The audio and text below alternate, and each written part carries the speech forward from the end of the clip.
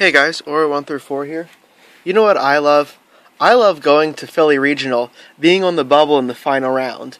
And by the bubble at Philly Regional, it was going to be X3 because there was a whole hell of a lot of people. It was over 600, well over 600. And they were giving away 48 invites. So I was X3 in the final round, and then you lose in the final round to a deck that you should know how to beat. It's one thing to lose on the bubble. It's one thing to lose on the bubble in the final round. But anyways, 10 rounds of play was crazy. No, unfortunately, nobody in my group got their invite. All of us were either on the bubble in round 9 or on the bubble round 10. So, oh well. Round 1, I faced Windup and I 2-0'd it. With a combination of Gozid match and Thunder King. My opponent just wasn't able to do anything. Round 2, I lost to Graveyard Blackwings, and I was really irritated that I lost to it. To say that I lost single-handedly to Dark Bribe would pretty much be the definition of what happened. My opponent was maining 3 Dark Bribes, and in games 1 and 3, he got all 3 of them. And at one point, he bribed my Judgment. He bribed Gemspark that I needed to get off. And what frustrated me even more is that my opponent overextended completely in Game 3, first turn, left himself with no cards in hand, and at the end of the game, I was up 7 cards to him. But he top-decked Burial from a Different Dimension and got his graveyard set up perfectly for Dad and dropped Silverwind and Dad, and he bribed my Gemspark, and I died. It's unfortunate. Then round 3 I played against Gate Heroes. Unfortunately, my opponent showed up 9.5 minutes late, so he ended up with a game loss. And then I just dominated the first game I played against him, and the match was over. Then I lost to Windups in round 4. My opponent was main decking D-Fissures, and he opened up with D-Fissure both games, and I ended up with a lot of hand traps, and I couldn't do anything about it. Game 5, I played against Hero Beat, and then I won in the end because of Puppet Plant. He had Neos Alias on his field, and I knew he had Honest in his hand, so I Puppet Planted his monster away, and then just attacked directly with everything. Round 6, I played against Windups, and my opponent thought I was bluffing with back row, so he used a Shockmaster to call spells, and I wasn't bluffing with back row. I legitimately had 3 trap cards, so he ended up getting his entire field cleared to a Mirror Force, even after he negated a Torrential with Solemn Judgment. And the game was pretty much just over the next turn when I dropped Blade Armor Ninja. Then round 7, I played against Chaos Dragons. And game 1, I just had a lot of answers. And game 2, I got an early Shadow Imprisoning Mirror off. And all he drew were dark-related monsters like Tour Guide. And he tried using Chaos Sork before the Shadow Imprisoning went off, and well, it didn't really work. Then I played against Inzectors, and I lost to them. I played against this guy before, and let me tell you, it's really hard to get over Inzectors when you're facing Black Garden, and all of your monsters' attacks are being halved, and you can't seem to draw an MST to save your life. I just didn't have... He knew exactly what he was doing. I'm fairly certain he did... I saw him get his invite. I didn't have anything, and he knew what he was doing, and honestly, the Black Garden really, really screwed me up. Round 9, I played against Dino Rabbit, and 2-0'd the crap out of him. Thunder King kept saving my ass, and I used my Photon Thrasher to get over all of his 19s, and he couldn't keep anything on the board. And then, it was also my favorite win of the day, because in Game 3, I had the most trouble getting rid of this freaking Neospacian Grand Mole, and he kept bringing it back. He reborned it, and he Call of the Haunted it. And he kept bouncing my cards. But I got him down to 300, and I had Max C in my hand. And I set up so that I would have the Shining on the field, so I knew he would Grand Mole bounce it, so he'd have a clear shot. And then I just summoned Max C and attacked him for the last 300 of his life points, and it was really funny. I thought it was hilarious. And then round 10, I played against Watsdon. I hate that deck so much. I played against it so many times, and it's so dumb. My opponent got me locked down on the field with 3 back row plus a Messenger of the Peace, and kept attacking me with Wat Pheasant, banishing my Thunder King for the turn, then attacking with Wat King Cobra and adding another King Cobra to his hand. And just in case I happened to clear his field, he had a Wat Tail Dragon up from a Wat Dragonfly that had gotten destroyed when I had a Thunder King up.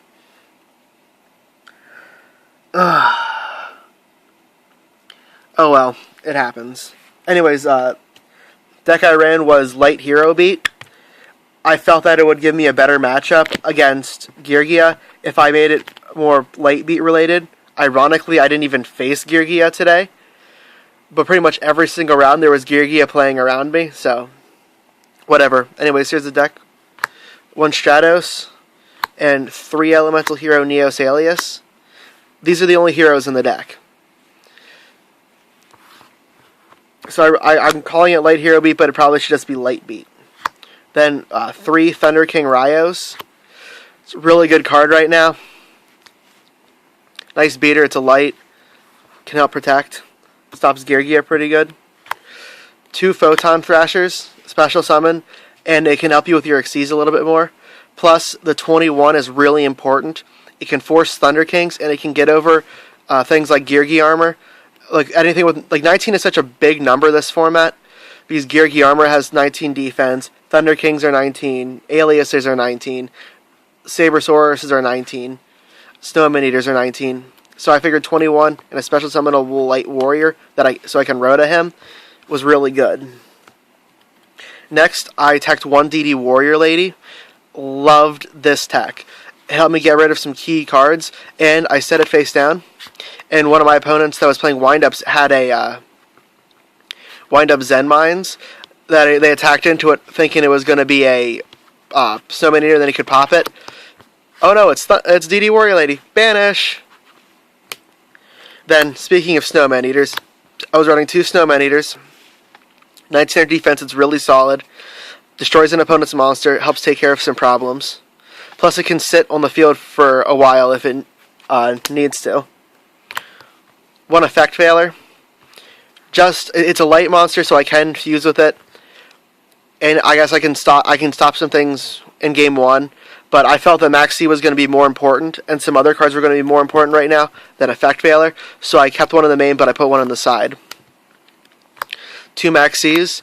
It's too important against Windups and some of the other matchups to get that Max C off, so that your opponent doesn't summon a whole bunch of monsters and just roll you.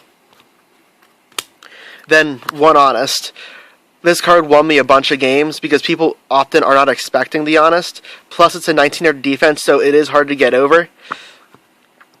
The one game I was playing against Windups, my Shining was Fiendish Chained, and he tried to attack into it with Zen Mines, but he only had 13 left. Or, not 13.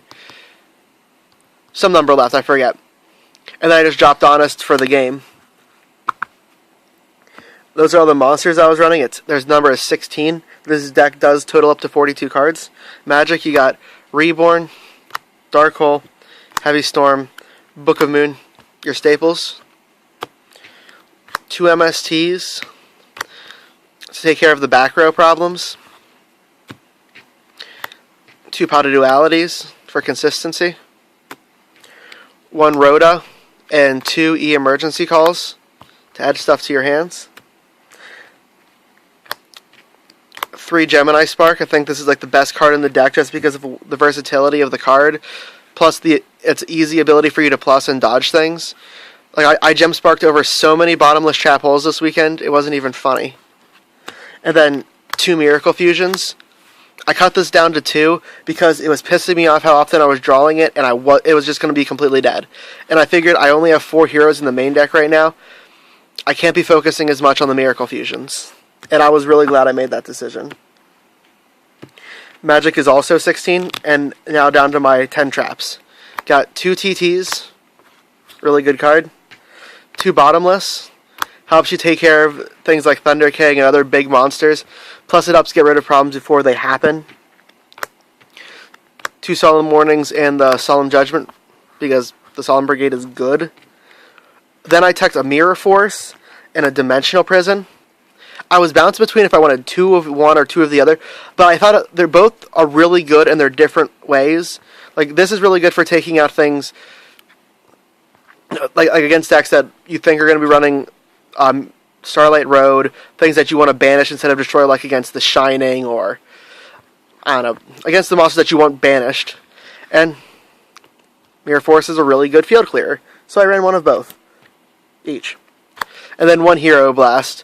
I decided against 2 Hero Blasts because I wasn't running enough heroes. I was only running the 4 hero targets, and I wasn't getting to them as easily as I used to. And I needed more room for things that were better protection, like Deep Prison and Mirror Force. So I cut it down to 1, and I saw this one enough, so I didn't really notice that much of a difference. Onto my extra deck. 1 Maestro the Symphony Djinn. 1 Photon Papilloperative. This card was great. 1 Utopia. 1 Gemini Pearl because he's big. 1 Blade Armor Ninja for the double attack. Sometimes if I knew my opponent was less than 4,000, but they had a card in the hand, and I didn't know if I could survive if that was going to be Valor or not, I would go for Blade Armor Ninja over Excalibur, because even if I detached an Xyz material and my double attack didn't work, it would be harder for them to get over because it was 22. And I could try to do it again next turn if I needed to. Then I was running 2 Heroic Champion Excaliburs because it was still possible for me to make big plays with it. And since it is a light, there was a lot of times where I would go into Excalibur and I wouldn't care if maybe my 4,000 wouldn't kill them, but I'd still have a card on the field, and if I needed to, I could Honest it. Plus, with this card you can use Honest very aggressively, because you can make this 4,000, and then if their opponent is less than 4,000 and you have Honest in your hand, unless they effectively this or stop the attack, it is game right there. So I decided 2 Excaliburs. I had room, so I did that.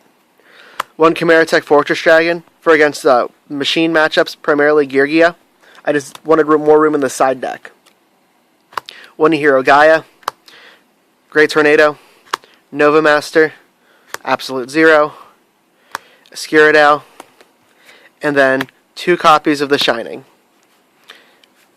I only really need 1 of each of these. Glad I had 1 of each of these because I did Super Poly into each one of these at least once today, or Saturday.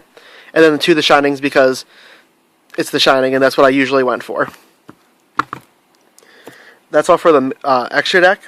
Side deck is 2 Cyber Dragons. Wasn't terrible against Geargia. It's just not as good against Geargia as it usually is against machine decks.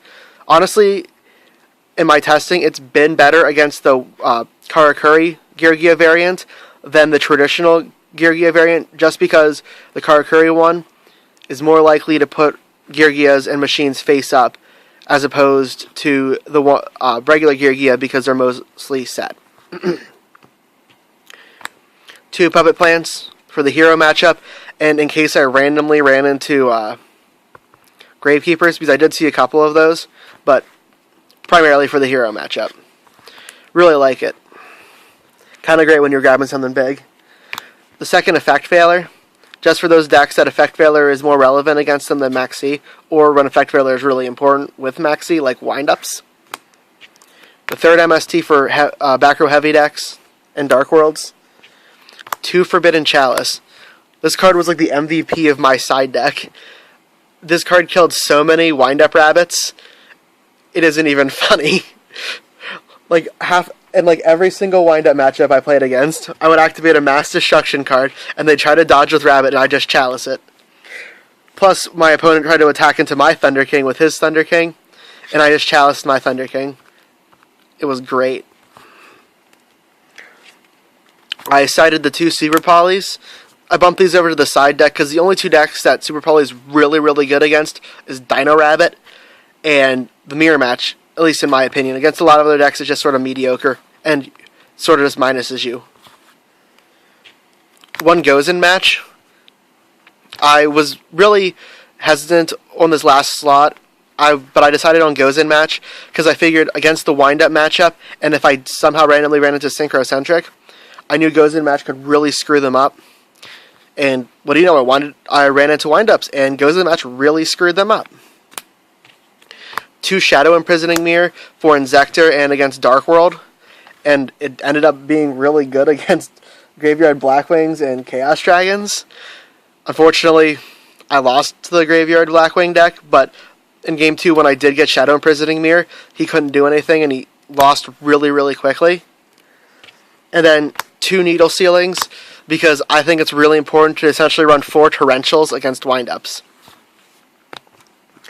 So that was my deck list. I'm not sure when the next regional I'll go to is, but I would like to get my invite that time. Hopefully I won't be on the bubble for half the tournament. Anyways, catch you guys later.